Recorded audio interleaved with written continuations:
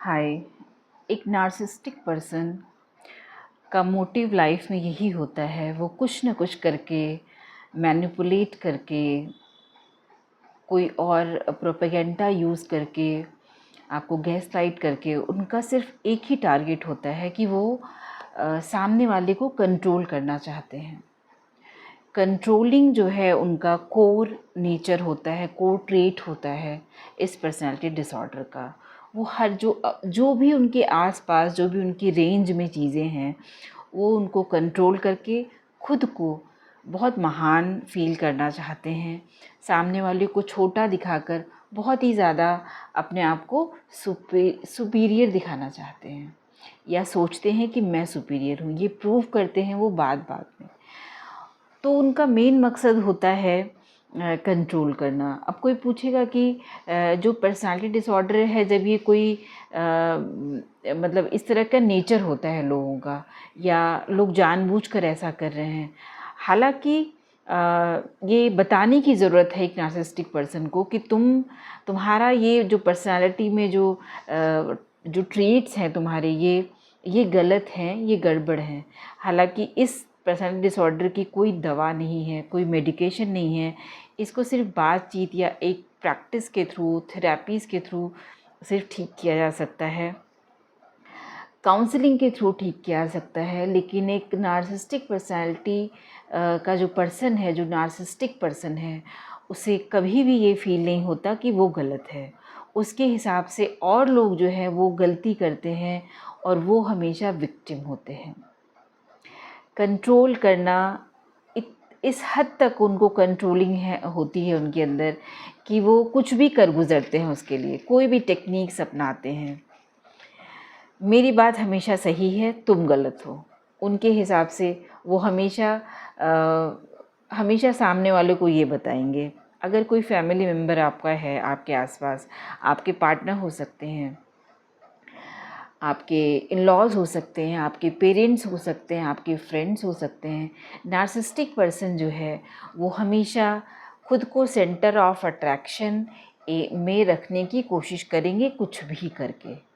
उन्हें कोई भी बात करके, सामने वाले की बहुत ही अच्छी चीज़ है, उसकी उसकी पर्सनालिटी में कोई बहुत अच्छी बात है, तो उस पर वो ऐसी नेगेटिविटी इम्पोज़ करेंगे, प्रोजेक्ट करेंगे कि सामने वाले को वो छोटा कर देंगे अपनी बातचीत से, अपने अहंकार से।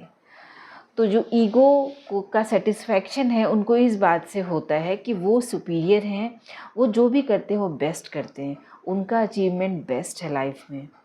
सामने वाला जो भी कुछ कह रहा है उसको उतनी समझ नहीं है।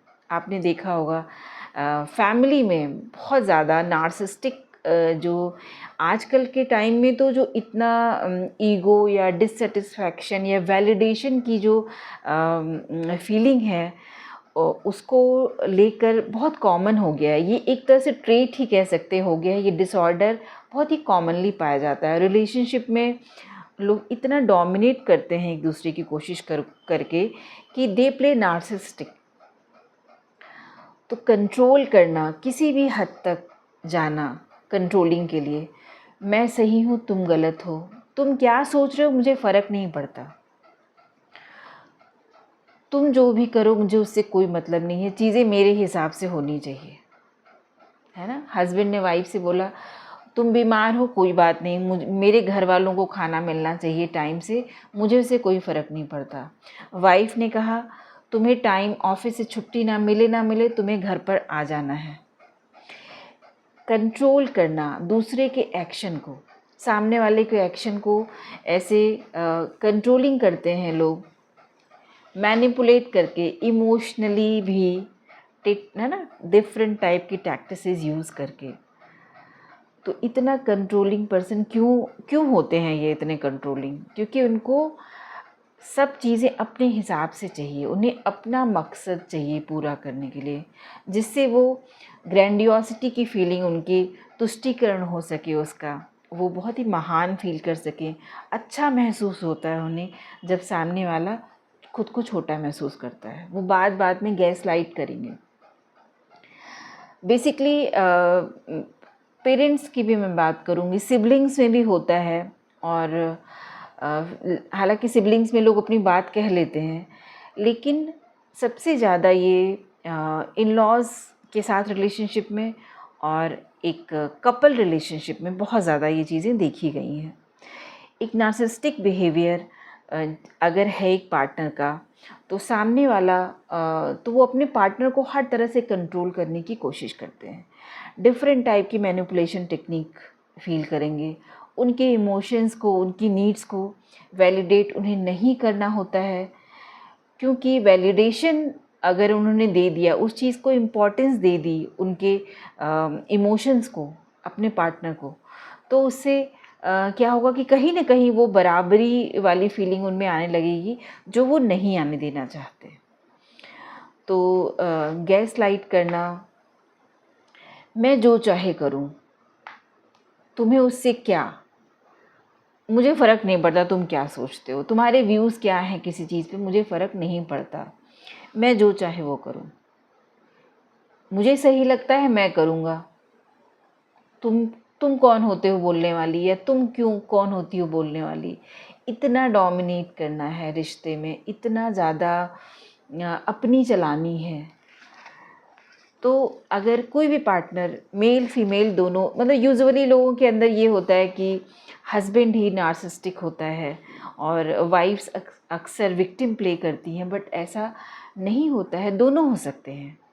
बीइंग अ साइकोलॉजिस्ट, हम बायस्ड नहीं होते, जेंडर बायस्ड नहीं, बिल्कुल भी नहीं हो सकते, क्योंकि दोनों तरह के लोग आते हैं हमारे पास, दोनों तरह की बातचीत होती है। कभी कभी वाइफ भी बहुत ज़्यादा अपने आप को इतना कंट्रोलिंग हो जाती हैं कि हस्बैंड बहुत परेशान हो जाते हैं। वहीं हस्बैंड होते हैं जो वो डिफरेंट डिफरेंट फॉर्म के एब्यूज़ करते हैं। इन लॉज होते हैं, वो उन्हें अपनी चलानी होती है, घर में अपना सिस्टम मेंटेन रहे, इसलिए वो डिफरेंट टाइप के रूल्स रेगुलेशंस अपने डॉटर इन लॉ की लाइफ में लगाते हैं, इम्पोज करते हैं अपने थॉट को, जिससे वो उनके कंट्रोल में रहे। तो ये सारी नार्सिसिस्टिक पर्सन का जो है ट्रेट्स हैं, बातचीत है। हालांकि ये एक ऐसी पर्सनालिटी डिसऑर्डर है जिससे बहुत ज़्यादा लोग परेशान हैं। तो मैं इस पर एक सीरीज़ बनाने जा रही हूँ, हर रिलेशनशिप में एक नार्सिसिस्टिक पर्सन किस तरह से बिहेव करता है। तो मेरी सीरीज़ को देखें और इस बिहेवियर को समझें।